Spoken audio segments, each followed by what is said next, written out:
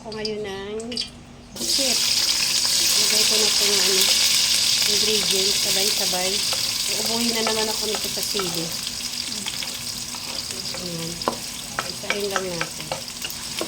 Ayan. Kita ba? Bawang, sibuyas, kamatis. Para sa pusit.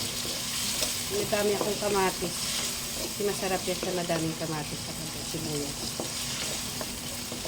Brown ko lang ng konti ito. Bago igisa yung pinakapusit.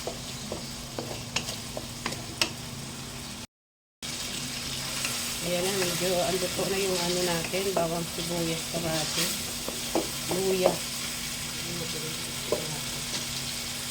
Yung pusit, malinis naman ito. Medyo ano pa siya. Hindi natin siya lalagyan ng sabaw kasi may sarili siya. Tubig.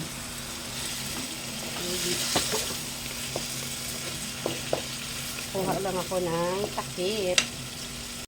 Habang lagyan na natin siya ng pang magic sa sarap. Alam na kung yan. Sa pa konti pa kasi maliit lang naman ang salo ko. At yung paminta na nakakabahing lagyan natin. Medyo may sili na yan kaya konti lang. Dami ng sili yan at lagyan natin ng patis.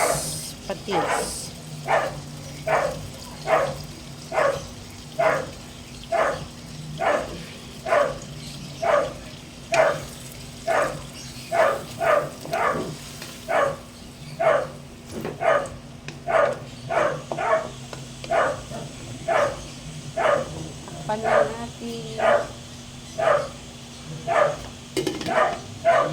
Ayan. Yan na siya.